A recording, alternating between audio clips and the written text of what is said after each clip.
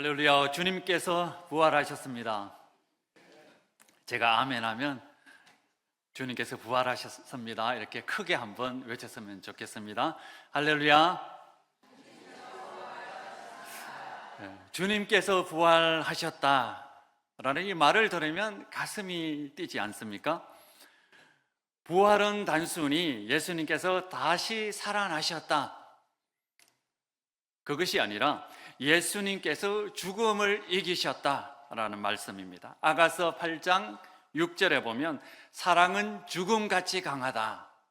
그리고 이어지는 9절에 보면 사랑은 많은 물도 끄지 못하고 홍수라도 삼키지 못한다라고 하나님께서 말씀하셨습니다. 우리를 향한 주님의 사랑이 죽음보다 강하다라는 그런 의미입니다. 주님께서 십자가에 달리시고 죽음에 사로잡혔습니다. 모든 것이 끝난 것처럼 보였습니다. 주님께서 무덤 속에 갇혀 계셨을 때 얼마나 힘드셨을까요? 아버지 하나님의 마음은 얼마나 속이 탔겠습니까? 그런데 그 무덤을 나오신 이유가 무엇일까요? 바로 우리가 있기 때문입니다. 우리를 사랑하시기 때문입니다. 우리는 아직도 광야 같은 세상에서 살아가고 있습니다. 죄악이 많고 전쟁의 한가운데 살아가고 있는 우리가 있기 때문에 주님께서는 죽음을 이기시고 부활하셨습니다. 우리를 이런 세상에 홀로 버려둘 수 없어서 주님은 무덤을 깨뜨리고 죽음을 이기고 부활하셨습니다. 우리를 향한 주님의 사랑이 죽음을 이겼습니다. 한 집사님께서 이런 이야기를 들려주신 적이 있습니다. 집사님은 가족과 함께 미국으로 이민을 했습니다. 남편과 아들 둘이 열심히 일해서 재산도 모으고 영주권을 받았습니다. 미국에서 영주권을 받는다라고 하는 것은 굉장히 중요합니다. 영주권을 받아야만 마음 놓고 살아갈 수 있기 때문입니다. 그러니 얼마나 기쁘겠습니까? 가족과 함께 근사한 곳에 가서 외식을 하자, 그런 이야기를 하고 고속도로로 차를 달리기 시작했습니다. 앞서가던 차에서 큰 테인허가 떨어져서 남편이 그 자리에서 하늘나라로 가게 되었습니다. 장례를 마친 후에 집사님은 계속해서 눈물이 쏟아져서 일어날 수가 없었습니다. 그 자리에 누운 채 울기만 하고 있었습니다. 목사님께서 신방을 하셨습니다. 목사님께서 이런 말씀을 들려주셨습니다. 집사님, 제가 고등학교 때 아버지가 돌아가셨습니다. 장례를 마친 후 어머니는 계속해서 눈물을 흘리고 누워 계셨습니다. 그리고 며칠 후에 어머니가 일어나서 밥을 먹었고 자식들에게 밥을 먹였고 그리고 일하기 시작했습니다. 저는 어머니가 그때 일어나 준 것이 얼마나 고마운지 모릅니다. 이 이야기를 들은 집사님은 그 자리에서 눈물을 그치고 일어났습니다. 자신에게도 바로 먹여 살려야 될 두 아들이 있기 때문입니다. 사랑이 있으면 일어나기 마련입니다. 자식을 둔 부모는 어떠한 환경도 이겨낼 수 있습니다. 눈물을 그치고 아픔은 가슴에 품고 살아나는 것이 바로 자식을 둔 부모의 마음입니다. 예수님도 마찬가지입니다. 무덤의 문을 깨부수고 죽음을 이기고 부활하신 것은 살려야 될 사람이 있기 때문입니다. 하나님 아버지의 눈에는 여러분이 그렇게 귀중한 존재입니다. 자신의 독생자를 줄 정도로 귀중한 존재이고 죽은 예수님을 다시 일으켜야 할 정도로 여러분이 바로 소중한 존재입니다. 그래서 하나님 아버지께서 예수님을 다시 일으켜 세웠습니다. 예수님도 하나님 아버지의 소원을 따라 무덤을 부수고 부활하셨습니다. 하나님께서 우리를 이렇게 귀중하게 여기신다는 것을 그리고 예수님께서 이렇게 우리를 정말로 사랑하신다는 그 사실을 부활로 증명하셨습니다. 그러니 예수님께서 다시 살아나셨다, 부활하셨다라고 하는 그 이야기를 들으면 어떻게 우리의 가슴이 뛰지 않을 수 있겠습니까? 우리 옆 사람과 함께 인사합시다. 예수님께서 부활하셨습니다. 축하합니다. 이렇게 서로 인사를 나누겠습니다.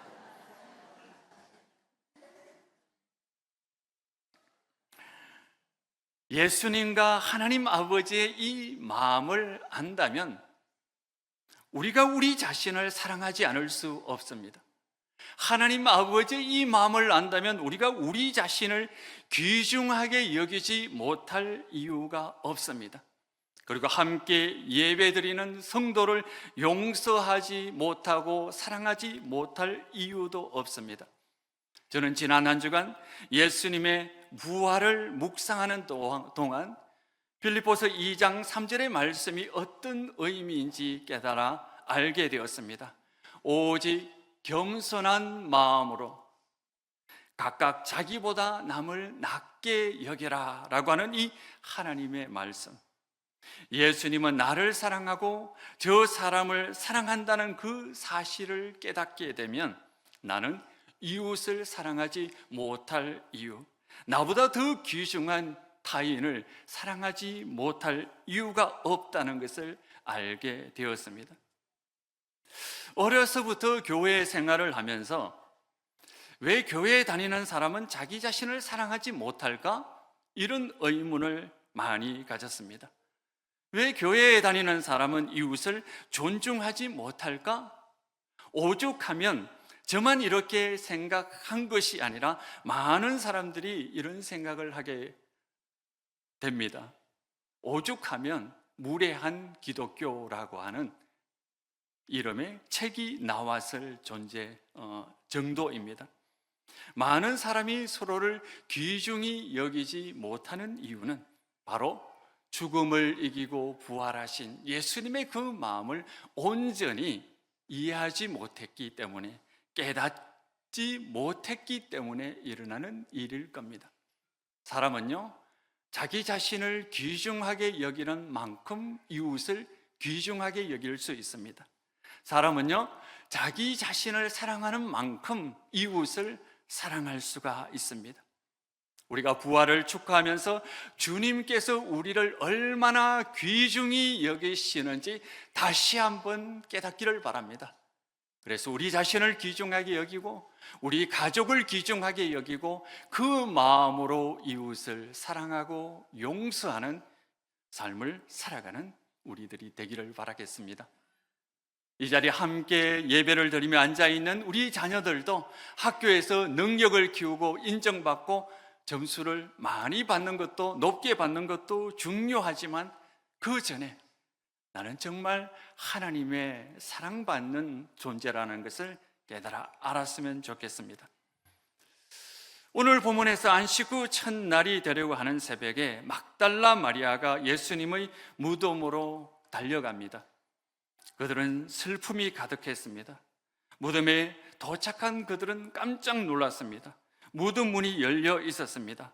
그리고 예수님의 시신이 사라졌다는 것을 깨달았습니다. 그때 천사들이 나타나 마리아에게 말합니다. 여자여, 어찌 우느냐? 마리아는 예수님을 잃어버려서 슬프다고 합니다. 천사가 나타나 마리아에게 말을 하고 심지어 예수님이 나타났지만 마리아는 예수님을 알지 못합니다. 우리 14절 말씀 같이 한번 보도록 하겠습니다. 14절 말씀 함께 읽겠습니다. 이 말을 하고 뒤로 돌이켜 예수께서 서 계신 것을 보았으나 예수이신 줄을 알지 못하더라. 마리아가 예수님을 쳐다보았지만 예수님을 알아보지 못했습니다. 왜 마리아는 예수님을 알아보지 못했을까요? 첫 번째, 부활하신 예수님은 차원이 다른 존재이기 때문입니다. 부활은 단순하게 몸이 그대로 사는 것이 아닙니다. 지상에 살았던 예수님과 동일한 존재이지만 차원이 다른 존재입니다. 그래서 막달라 마리아가 예수님을 잘 알고 있었지만 부활하신 예수님은 알아보지 못했습니다. 제가 살았던 마을에는 나비가 굉장히 많았습니다. 그림 한번 보여주십시오. 어느 날 집 앞 풀숲에서 나비 애벌레를 보았습니다. 흥미롭게 관찰을 했습니다. 유심히 관찰을 했습니다. 며칠이 지나 그 자리에 고치가 몇 개 매달려 있는 것을 보았습니다. 이제 조금만 더 기다리면 나비가 나오는 것을 볼 수 있겠구나라고 생각을 했습니다. 며칠 후 그 자리에 가 보았을 때 나비는 보지 못하고 찢어져 있는 고치를 발견하게 되었습니다. 애벌레가 나비가 된 것이죠. 동네에 나가 보니까 동네에는 수많은 나비가 있었습니다. 그러면 제가 집 앞에서 보았던 애벌레가 된 나비를 그 많은 나비 중에 찾을 수 있을까요? 다음 그림 한번 보여주세요. 저 수많은 나비 중에 내가 보았던 그 애벌레를 찾을 수 있을까요? 찾을 수 없겠죠. 부활이 바로 그런 겁니다. 애벌레가 나비가 되면 알아볼 수 없는 것처럼 예수님이라고 하는 존재는 똑같지만 부활하신 존재는 완전히 차원이 다른 그런 존재이기 때문에 전혀 알 수가 없습니다. 부활하신 예수님을 믿음의 눈으로만 볼 수가 있는 존재가 된 것이죠. 16절 말씀에 이렇게 나와 있습니다. 예수께서 마리아야 하시거늘 마리아가 돌이켜 히브리 말로 라보니 하니 이는 선생이라는 말이라. 예수님께서 이름을 불러주실 때에 예수님을 볼 수 있었습니다. 다시 말해서 예수님께서 믿음의 눈을 주실 때에만 그 믿음의 눈으로 부활하신 예수님을 알아볼 수가 있습니다. 우리가 간절한 마음으로 우리에게도 믿음의 눈을 허락해 주시옵소서. 그래서 부활하신 주님께서 우리와 함께 계시다는 것을 깨달아 알게 하여 주시옵소서. 이렇게 간곡히 기도하는 우리들이 되었으면 좋겠습니다. 그래서 부활하신 예수님의 그 은혜를 함께 누릴 수 있는 토평교회 성도가 되시기를 바랍니다. 두 번째, 깊은 절망 때문에 주님을 보지 못합니다. 막달라 마리아는 깊은 절망과 슬픔에 빠졌습니다. 왜냐? 제사장들이 심판하는 것을 지켜보았습니다. 군중들이 예수님을 침뱉고 돌을 던지고 모욕하는 것을 다 듣고 보았습니다. 로마 군인들이 예수님을 학대하고 괴롭히는 것을 보았습니다. 그리고 십자가에서 서서히 죽어가는 것을 지켜보았습니다. 믿고 사랑했던 사람이 죽어가는 것을 보았으니까 얼마나 슬프겠습니까? 얼마나 상심했고 좌절했겠습니까? 이런 슬픔과 절망이 눈을 가려서 예수님을 보지 못하게 합니다. 우리도 인생을 살다 보면 깊은 절망 가운데 빠질 때가 있습니다. 예수님을 정말 잘 믿고 예수님을 따라 살려고 노력합니다. 예수님이 우리의 구주라는 것을 고백하기도 합니다. 감사하며 살아가기도 합니다. 성경 말씀을 읽고 기도도 열심히 하고 예배를 드릴 때도 있습니다. 그런데 어느 순간 인생의 십자가와 같은 사건을 만납니다. 아무리 기도해도 주님께서는 응답하여 주시지 않는 것처럼 하나님은 침묵합니다. 도저히 이해할 수 없는 고난이 찾아옵니다. 믿음으로 살았지만 오히려 시련이 더 깊어지는 것처럼 느낄 수 있습니다. 그래도 나는 믿음을 지킬 것이다. 지금 이렇게 우리는 말하지만 막상 이런 일을 겪으면 억장이 무너지는 듯한 느낌을 가집니다. 이런 무덤 같은 상황을 만나면 믿음의 눈이 약해져서 주님을 보지 못합니다. 눈앞에 주님께서 역사하고 계셔도 주님께서 정말 계신가 회의에 빠져들기 마련입니다. 그러나 주님께서는 우리를 이런 어려움 가운데 홀로 내버려 두지 않습니다. 죽음을 이기신 주님께서 그냥 가만히 보고 계실 분이 아닙니다. 오늘 본문을 보십시오. 천사가 나타납니다. 오늘 본문과 동일한 내용을 보고하고 있는 마태복음에서는 지진이 나고 주님의 천사가 나타났다라고 이야기를 합니다. 주님의 천사가 무덤에 돌을 굴려서 무덤의 문을 열었다라고 이야기를 합니다. 무덤을 지키던 군사들도 무서움에 벌벌 떨었다라고 이야기를 합니다. 그리고 예수님의 시신과 무덤을 확인하러 왔던 그 마리아가 예수님을 만나고 생명의 기쁨을 다시 얻는다, 이렇게 말씀하고 계십니다. 부활이라고 하는 것은 우연히 일어난 사건이 아닙니다. 우리가 예상하지 못해서 그렇지 그 모든 것들은 하나님의 계획과 하나님의 섭리 속에 있었습니다. 생전에 예수님께서도 여러 번 말씀하셨습니다. 구약 성경에도 여러 번 말씀하셨습니다. 그 모든 것들이 하나님의 계획 속에 있습니다. 무덤은 예수님의 끝이 아닙니다. 주님께서는 새로운 존재로 부활하셨듯이 우리에게 믿음과 소망으로 다가오십니다. 이 세상을 살다 보면 우리가 이해할 수 없는 아픔을 겪습니다. 우리의 생명과 희망을 꺾어 놓는 일을 경험하기도 합니다. 그럴 때는 믿음이 뚝 떨어지고 자신감도 뚝 떨어지고 조금 전에 제가 말씀드린 그 집사님처럼 깊은 절망감에 빠져듭니다. 사랑하는 남편을 한순간에 잃고 더 이상 살아갈 수 없다라고 하는 절망 가운데 있습니다. 그런데 하나님은 당신의 사랑하는 자녀를 그냥 내버려 두지 않습니다. 주님은 그 집사님을 그냥 두지 않으셨습니다.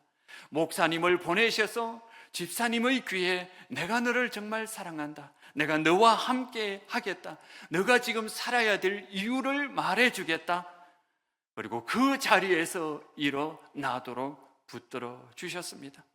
하나님께서는 우리의 아픔을 외면하시는 분이 아니라 늘 우리와 함께 하시는 분입니다. 죽음과 같은 절망 속에서도 하나님께서는 우리에게 찾아오셔서 하나님께서 은혜와 사랑을 베푸시는 분입니다. 때로는 우리 가슴 속에 죽음과 같은 절망이 찾아올 때도 있겠지만 부활하신 우리 주님께서는 우리 가슴 속에 있는 이 절망과 고통과 아픔 또한 이기시고 다시 한번 우리에게 부활의 생명을 주시는 분이라는 것을 믿고 확신하시기를 바랍니다. 주님의 사랑이 죽음을 이기셨습니다.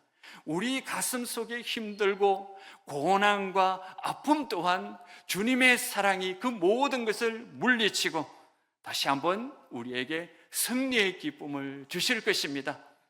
우리에게 믿음을 주셔서, 믿음의 눈을 주셔서 부활하셔서 우리와 동행하시는 그 주님을 바라보며 주님과 더불어 동행하며 부활하신 주님을 찬양하는 믿음의 사람들이 되시기를 바라겠습니다.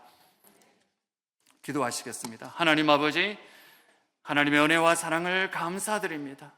우리 가슴 속에 있는 죽음을 이기시고 승리의 기쁨으로 함께하여 주시옵소서.